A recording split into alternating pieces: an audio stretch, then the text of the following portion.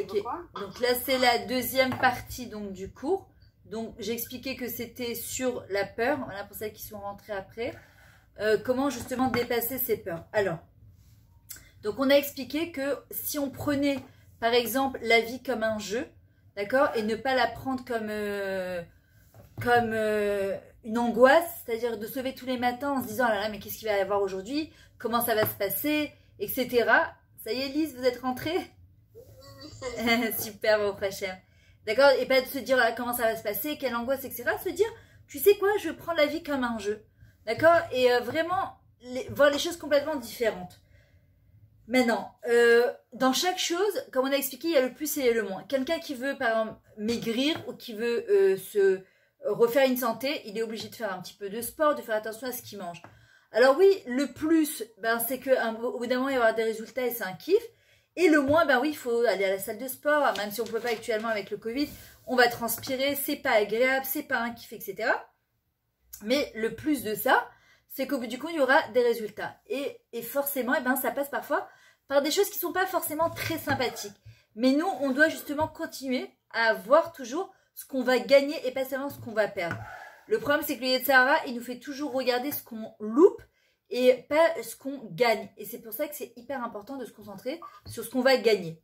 Avoir des enfants, c'est pas facile, d'accord? On sait très bien. Aussi bien la grossesse, que l'accouchement, que de les faire grandir, que de les marier. Et après les mariages, je crois qu'on est tranquille. Non, on n'est pas tranquille non plus. Parce qu'après, il y a les gendres et les belles filles, je sais moi encore. C'est facile? Non, c'est pas facile. Aval, ça en vaut la peine. La peur, en fait, c'est un moyen de m'élever, de grandir. C'est un moyen d'apprendre. D'apprendre sur qui? Sur la vie et surtout sur moi. Il y a une mitzvah, on doit apprendre à se connaître. C'est pas, encore une fois, c'est pas du développement personnel. C'est une mitzvah d'apprendre à se connaître pour connaître encore plus Akadosh Baruch Hu, de savoir comment je fonctionne. Et en fait, la peur, ça a des indicatifs pour moi et sur moi. Si j'ai peur, je dois me poser la question. Alors, qu'est-ce que cette peur vient m'indiquer? D'accord? Comme on a dit, on n'a pas peur d'entendre et d'écouter ce qui se passe à l'intérieur de moi. Qu'est-ce que j'ai à apprendre de ça?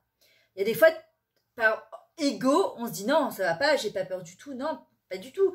J'ai pas peur de faire ma lia, j'ai pas peur de changer de boulot, j'ai pas peur de marier. Alors qu'en vrai, on crève de peur, d'accord? Et le problème, c'est qu'on ne peut pas traiter notre peur si on n'est pas honnête avec nous-mêmes. Il faut pas avoir peur d'avoir peur. Par contre, après, c'est qu'est-ce que je vais faire avec cette chose-là? Et qu'est-ce que je peux modifier en moi? Ou tout simplement, qu'est-ce que je peux modifier dans ma perception des choses? Qu'est-ce que je peux voir de manière différente? Deuxièmement, alors on avait dit le premier point, la peur c'est une opportunité à grandir. Deuxième point, j'ai le droit d'avoir peur. C'est pas interdit d'avoir peur. Il y en a qui vont dire mais non, c'est un manque de émouna, c'est un manque de bitachon. Non, c'est pas interdit, c'est normal. C'est une émotion normale que Hachem il a créée. Vezé Besséda Gamo. Par contre, ce qui est un problème, c'est de rester dans la peur.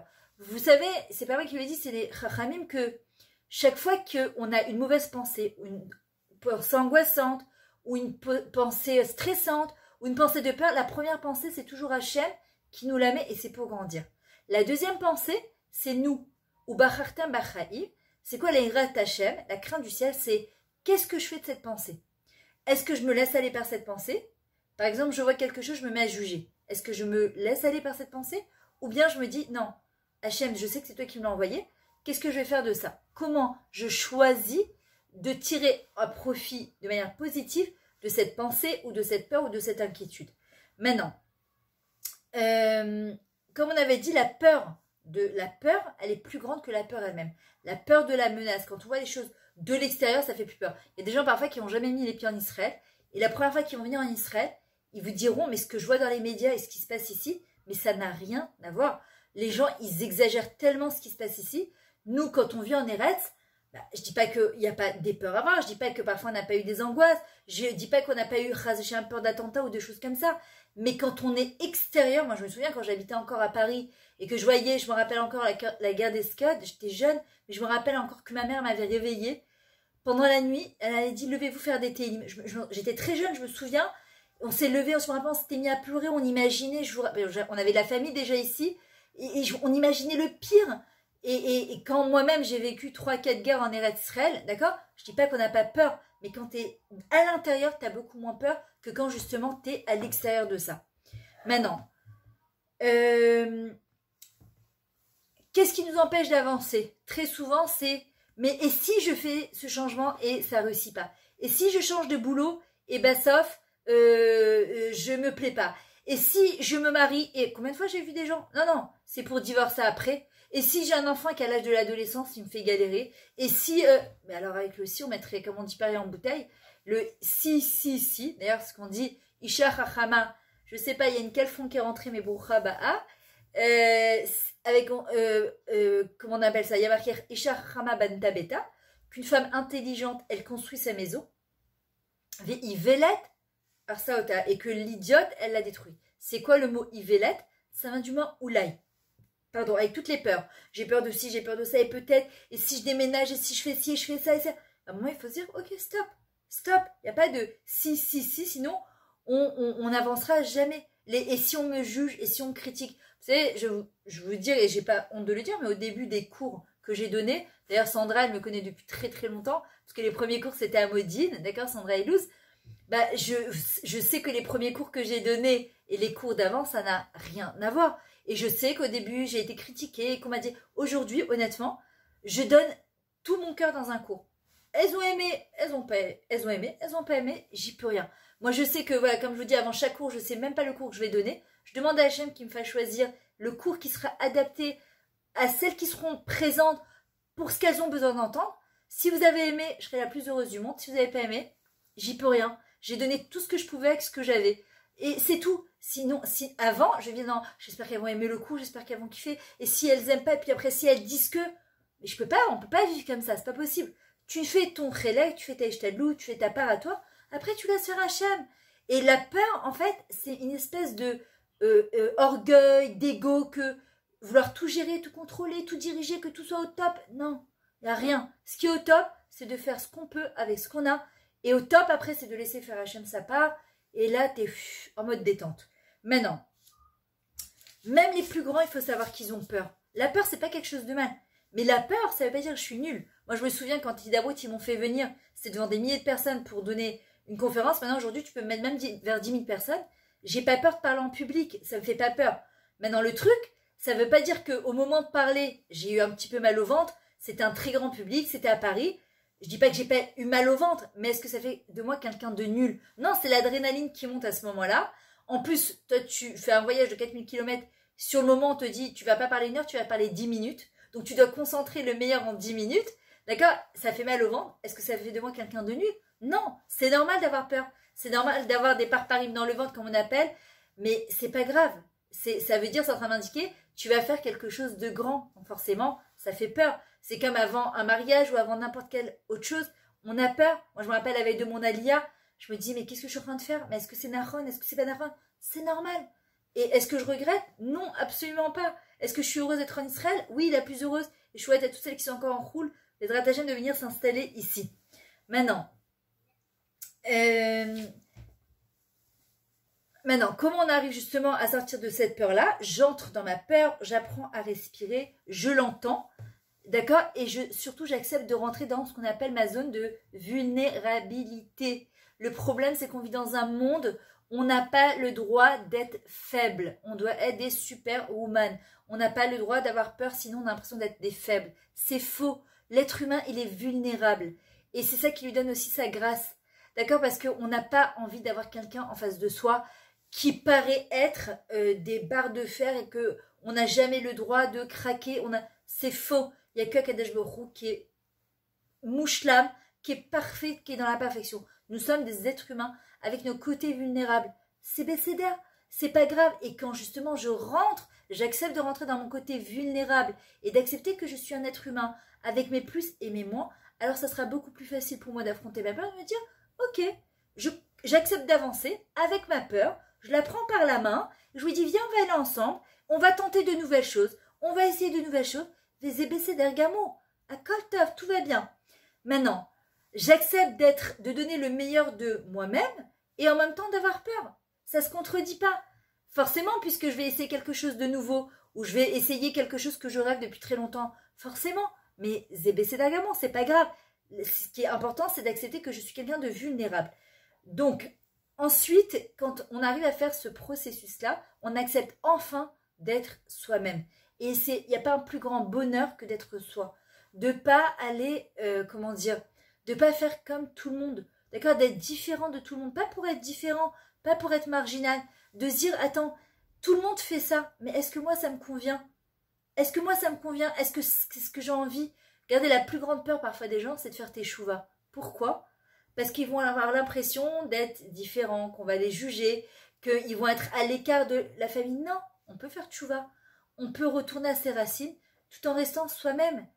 Oser être soi-même, c'est être moins en connexion avec Hachem, moins en connexion avec moi-même, mais pas pour autant devenir intolérant, d'être connecté aussi aux autres, les ébécédaires. Notre peur, c'est notre compagnon de vie. On ne peut pas s'en défaire.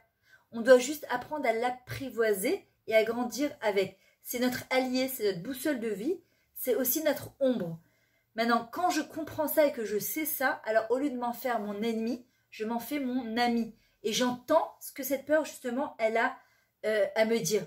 Je connais cette peur, je connais cette sensation, je suis déjà passée par là, c'est bon, on va y arriver, Bezrat Hachem. En général, quand on a peur aussi, c'est qu'il est en train de se passer aussi quelque chose de grand souvent, ou quelque chose d'important. Alors, parfois, les gens, ils ont l'impression, et c'est qu'une impression, qu'ils n'ont pas les outils pour faire face à cette peur-là. Mais c'est encore une fois, c'est que dedans. Hachem, il nous jettera jamais au milieu de l'océan ou d'un désert, même dans le Midbar, après la sortie d'Égypte. C'est-à-dire que, bah, vas-y, rentre-nous déjà en Eretz Israël après tout cet esclavage. Hachem, il dit non. D'abord, vous allez passer par le désert. Pourquoi? Parce que c'est le passage à vide, le désert. Et les gens, ils ont peur du passage à vide. Ils veulent pas. Ils voudraient leur sécurité. Ils veulent leurs barrières. Mais c'est quoi les barrières? C'est Mitzrayim. Ce sont les limites. Et on croit que dans cette espèce de sécurité financière, d'endroits, etc. Regardez combien de fois des gens à Paris me disent non, non, moi je sais que je suis pas en sécurité, mais j'ai quand même mes soi-disant sécurité. D'accord? Au moins, parce que je connais, j'ai même point de repère. Et c'est où l'endroit où on a été le plus sécurisé, justement?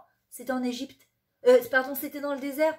Où il y a eu les nuées de gloire, la Nané Kavod, où Akadosh pouvait nous protéger, où les habits grandissaient avec les enfants. On recevait la manne tous les jours sans se casser la tête. On se levait le matin, notre portion de nourriture, et elle prenait le goût qu'on avait envie. Et pourtant, c'était où? Dans le désert. Dans l'endroit où c'est le plus insécurisé, eh ben, on a été le plus sécurisé par Akadosh Baruch Hu. Et on doit arriver à comprendre que parfois, la peur, c'est quelque chose qui nous fait avancer, mais il y aura toujours ce passage à vide qui fait peur. Mais quand on comprend que dans ce passage à vide, justement, parce qu'on n'a plus de point de repère, Az Elanu Amilechen et la Vinu chez Bachamen. Le seul sur qui on peut compter à ce moment-là, et donc la solution, elle peut être que grandiose, c'est Akadosh Baruch Hu. Le seul, Elanu Amilechen. On n'a pas où poser notre tête. Le seul, c'est Akadosh Baruch Hu, justement. Maintenant,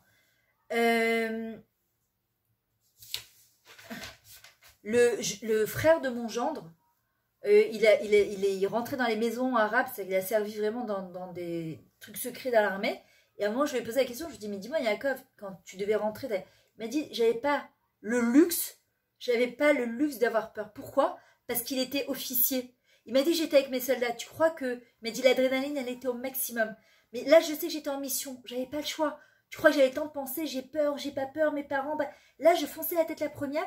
J'étais responsable, justement, de mes soldats. J'avais pas le luxe, ni la possibilité, ni le temps de me dire j'y vais ou j'y vais pas.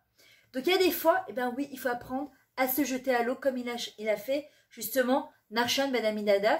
Il s'est dit, moi, je resterai plus en Égypte. C'est quoi l'Égypte? On a dit, ce sont la limitation. Boraba Léa. D'accord, ce sont les limitations. Il a dit, non, non, moi je vais. Ça fait pas peur. T'es avec ta femme, tes enfants. T'arrives, tu vois que l'eau. On te dit que l'eau, elle arrivait. C'était 1800 mètres de hauteur, le Péléyoat Sidi. Vous savez ce que c'est? C'est un tsunami, c'est tout petit à côté. Tu sais pas si ça va se refermer ou pas. Tu regardes, tu dis, qu'est-ce qui va se passer? Il a dit, de toutes les manières, Hachem, il nous a pas fait sortir de tout cet esclavage pour nous noyer. Zélo Itachen, c'est impossible. J'y vais, j'avance. Il avançait, et l'eau elle montait, jusqu'à qu'à un moment il a dit à Kadosh Daï. Et là, Hachem, il a ouvert toute la mer en 12. Il a refermé sur les Égyptiens. Il nous a permis de passer sur l'autre rive. Et dans la vie, c'est exactement pareil. On doit, si on veut faire des changements dans notre vie, dépasser nos peurs. Il ne faut pas avoir peur de dépasser nos peurs. Troisième chose, C'est ce qu'on appelle RSP. Respiration, sourire, posture. Quand on a peur, quand on est inquiet, il faut apprendre à respirer. Pourquoi? Sinon, on a souvent... moi, j'ai vu, là, je prends des cours de chant et je me suis rendu compte combien on ne savait pas respirer. C'est-à-dire que, enfin, en tout cas, moi, je me suis rendu compte combien, souvent, je ne sais pas respirer. C'est-à-dire que dans la chanson, tu es obligé d'avoir ça complètement déployé, complètement ouvert au niveau du ventre, au niveau du diaphragme. Et en fait, je me suis rendu compte, en faisant les exercices, combien de parfois, tu es stressé dans ta tête. Même pas dans les trucs, parfois, tu n'as rien, mais dans ta tête, c'est stressé. Tu as plein de trucs à faire. Et parfois, tu n'as rien, mais c'est comme ça, tu es stressé. Et en fait, elle te dit, si tu fais... Ces respirations-là, elles sont obligatoires. Kol Aneshama Teralelia Alléluia. Chaque respiration, elle est là pour remercier Hachem, de comprendre que quand tu tournes la tête, que t'es 20 ans, 30 ans, 40 ans, 60 ans, 110 ans, mais qui c'est qui nous a fait passer toute cette vie-là, toutes ces années-là? Quoi, c'est toute seule? C'est Akadosh Baruch Hu. Donc, respire un bon coup. Deuxièmement, quand on est inquiet, quand on a peur, une chose qui permet de dépasser la peur et l'angoisse, le sourire. Parce que quand on a peur, on est complètement... c'est quoi la posture qu'on a? On est complètement recroquevillé. En accouchement, c'est ce qu'on apprend aussi. Plus tu te contractes dans la contraction, et plus la contraction elle est douloureuse, et plus le bébé, tu l'empêches de sortir rapidement. Et on a dit que la peur, elle est là pour nous aider justement à comprendre qu'on est venu au monde pour accoucher des grandes choses, des belles choses, et nous accoucher nous-mêmes. Mais quand je me contracte dans la contraction de la vie, ou du Nisayan, de l'épreuve, au lieu de donner des belles choses à naître, qu'est-ce que je fais? Je me contracte et la chose qui doit sortir, elle devra sortir. Mais autant la faire sortir de manière agréable. Et quand une personne, elle sourit, d'accord, ça change tout. Sa physionomie, sa physiologie, son corps. C'est-à-dire que si je suis comme ça ne peut pas le faire. Mais si je m'ouvre à la vie, je me dis, attends, qui c'est qui m'a aidé jusqu'à maintenant? C'est Hachem. Et Hachem, je sais que tu continueras à m'aider, quoi qu'il arrive. Quatrième point, pour dépasser ses peurs, se focaliser sur les gains. On se focalise sur ce qu'on perd. Si je me focalise sur ce qu'on perd à cause de la peur, oui, mais si je fais mon alliance, oui, mais si je me marie quand je vois toutes mes copines être divorcent, oui, mais les enfants là, oui, mais si je change de boulot, regarde ce que j'ai, oui, mais le Covid, et regarde le... Venons, on focalise sur tout ce qu'on va gagner. Parce que c'est facile de se focaliser sur ce qu'on va perdre. On peut justifier le fait que, ah, mais je peux rester dans ma zone de confort très inconfortable, parce que là-bas, au moins, ça justifie le fait que je peux ne pas faire de changement. Mais à un moment, Kadosh Baruch Hu, il va nous pousser en avant, il va dire, Ria, j'ai besoin de toi, j'ai besoin que tu fasses ce changement. Alors Kadima, d'ailleurs en Israël, on l'entend souvent, alors les gens ils te disent, nous, Kadima, Giveret. Alors tu dis quoi, Kadima? En avant. On n'a pas le temps de s'arrêter, c'est-à-dire que quand tu t'arrêtes et tu te contractes, au lieu de faire des grandes choses, ben en fait, tu restes dans ta frustration parce qu'en fin de compte, tu te dis, mais je pourrais faire tellement de choses et j'y arrive pas pour X et Y raison. Donc, on se focalise sur les gains. Et qu'est-ce qui se passe? C'est que quand tu te focalises sur ce que tu vas gagner, eh ben, tu vas créer ta réalité. Parce qu'aujourd'hui, notre vie, elle est le reflet de ce qu'on a créé jusqu'à maintenant, ce qu'on a pensé, ce qu'on a imaginé, ce qu'on a vécu jusqu'à maintenant. Aujourd'hui, si tu veux autre chose dans ta vie, malgré toutes les peurs que tu peux avoir, il faut que tu te focalises sur ce que tu vas gagner. Si je me focalise sur ce qui risque de se passer, sur ce que je risque de perdre, sur ce que les gens ils vont penser de moi, ce qu'ils vont me juger, etc., je vais rien faire. Mais parce qu'il y a toujours des gens qui te diront, de toutes les manières, que ce que tu fais c'est bien ou c'est pas bien. Toi, tu dois te focaliser sur ce que toi tu veux en adéquation avec Akadosh Baruch Hu. Moi, toi, nous, on va décider justement de se focaliser sur les points positifs et de ça, on va pouvoir avancer et grandir. Alors, il faut savoir, comme je vous ai dit tout à l'heure, si je ne le fais pas pour moi, je le fais au moins pour mes enfants. Je le fais pour le monde. Pourquoi? Parce que si moi, je fais un changement, qu'est-ce que ça va faire? Je vais inspirer quelqu'un d'autre. Et en inspirant quelqu'un d'autre, eh ben, quelqu'un d'autre, il va... Combien de fois dans la tchouva, on a vu que ça fait comme... On est tous arrivés à Zéazé, ça fait comme boule de neige. Il y a une fille qui fait tchouva, tu as toutes ses copines qui vont faire tchouva. Pourquoi? Parce que vous avez dit, ah, elle a eu le courage de le faire, elle a eu le courage de jeter ses pantalons, elle a eu le courage de se couvrir la tête, elle a le courage de faire Shabbat. Tu sais quoi? Moi aussi, je vais essayer. Oh, tu t'inspires pas que toi-même, tu inspires les autres. Et il n'y a pas plus grand que ça. Et ça va te donner du courage de te dire, ah, quoi? J'ai pas changé que moi, j'ai changé aussi d'autres personnes. Et bien, ça va te donner encore, tu vas rentrer dans un espèce de cercle vertueux qui va te tirer justement vers le haut. Je vais peut-être perdre des choses en chemin, mais je vais aussi peut-être gagner énormément de choses en chemin. D'accord? C'est ce que je dois me dire. Je vais gagner peut-être aussi beaucoup, beaucoup de choses. Et parfois, oui, il faut être égoïste. Je vous le dis, il faut être égoïste parfois et penser à soi pour penser encore mieux aux autres. Et des fois, il me dit, mais alors quoi? Oui, si tu veux penser encore plus aux autres, ce que j'expliquais à une femme tout à l'heure, je lui ai dit, si tu ne fais rien pour toi qui te fait plaisir, à un moment, tu vas te vider de tes forces et tu pourras plus donner à ton mari et à tes enfants. Parfois, il faut apprendre à se faire plaisir à soi. Quand tu sais que c'est bien pour toi, parfois tu te dis, oui, mais je peux pas, mais c'est pas le moment, mais c'est pas vrai. À un moment, il n'y a pas, c'est pas le moment. À un moment, quand tu sais que toi, si ça va te faire plaisir, cette chose-là, encore une fois, évidemment, on calcule plus, moins, on en discute avec son mari. Mais il y a des fois où on est comme ça, non, c'est pas grave, j'ai passé mes enfants avant, je vais passer mon mari avant, bon, c'est pas grave, c'est pas très important, moi je passe après. Et un jour à 60 ans, les femmes, elles se réveillent, elles disent, ouais, j'ai donné toute ma vie pour ma famille, et voilà, ils m'ont jamais rien rendu. On te demande de donner un peu de toi, on te demande pas de donner ton toi. Hachem, il a besoin de ton toi, le monde, il a besoin de ton toi, on te demande de te sacrifier un petit peu de ton toi, mais pas de te sacrifier complètement toi. Ça, c'est pas possible. Maintenant, alors, c'est quoi parfois la pire des choses parfois quand on veut faire quelque chose de nouveau et qu'on a peur d'être critiqué. Mais comme une copine m'avait dit, il n'y a que les gens qui font qui sont critiqués. C'est facile d'être dans un spectacle, de regarder, de dire il était nul ou il était bien. Attends, viens, on va nous voir nous sur scène, on va voir qu'est-ce que ça va donner. Donc en vrai, on ne doit pas avoir peur de la critique. Tant que tu sais que tu fais les choses comme il faut, du mieux que tu peux, avec main dans la main avec Hachem, ça c'est le plus important. Le reste, c'est pas important. Ce que les autres y vont dire, encore une fois, je dis pas Chazé Shalom qu'on doit écraser les autres et marcher sur les autres et faire, on s'en fout des autres. Je dis pas ça.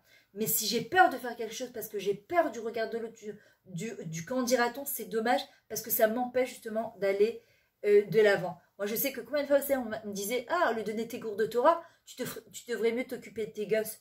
D'accord, regarde, je les ai vus sur Instagram, je les ai vus sur Facebook, je les ai vus sur ça, etc. Quoi? Tu gardes ton fils à la maison, mais t'as pas peur qu'il t'abîme tes autres enfants? Mais t'as vu ta fille comment elle s'habille? Mais t'as pas peur qu'elle t'abîme tes autres filles? Excusez-moi, 2 secondes. C'est les enfants qu'Hachem m'a donnés.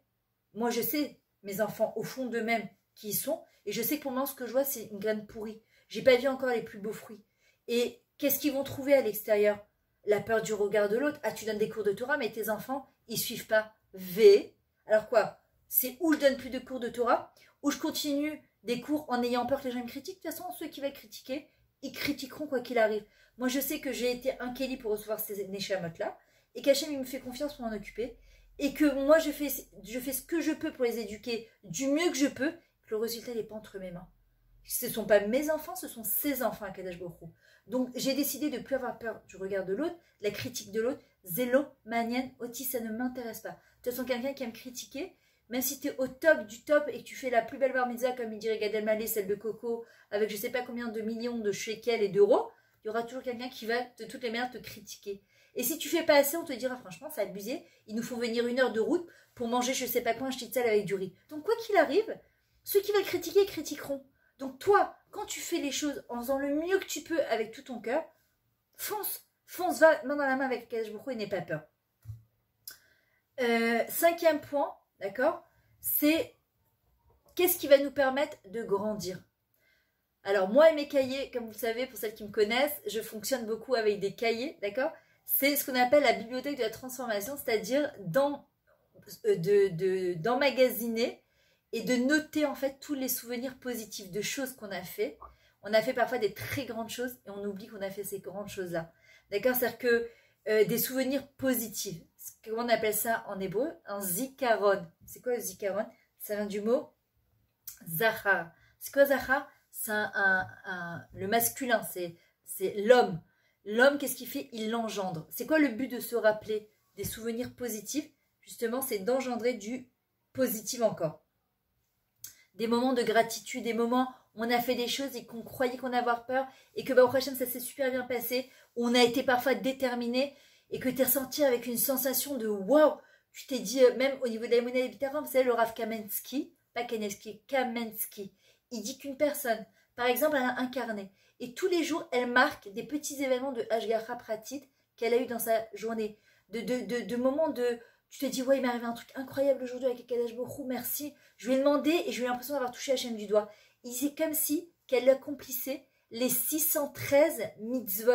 Tellement c'est grand de travailler sur sa émoné, son bitachon, que chaque fois que tu vois Bechol derachecha dahu, dans tous tes chemins, au lieu de voir la peur, tu vois la main d'Hachem. La Hashgacha Prati, le Rav Kanievski dit, c'est comme si chaque fois tu accomplissais les 613 mitzvot. Premier commandement, Anochi Hachem Elokecha. C'est moi Hachem ton Dieu. T'as peur de quoi? Je suis avec toi. T'inquiète pas, viens en avance, main dans la main. Ce que nous croyons aujourd'hui est le fruit de ce que nous avons stocké jusqu'à maintenant. Donc si aujourd'hui, ma vie, elle ne me convient pas dans tous les domaines que j'aurais voulu, alors qu'est-ce que j'aimerais qu'il soit pour les années à venir? Et en fonction de ça, ben, je vais poser de nouvelles cartes, je vais poser de nouvelles conditions, je vais poser de nouvelles émounotes, d'accord, des nouvelles croyances, au lieu de me laisser guider justement par des croyances qui me bloquent. Maintenant, si je crois, plus je crois que je suis quelqu'un de joyeux, quelqu'un de chanceux. Moi, je vous dis, à l'époque, je disais toujours, j'ai pas de chance. Je suis quelqu'un qui a pas de chance. Je me souviens, il y a peut-être 10 ans, 15 ans de ça, je me disais, j'ai pas de chance,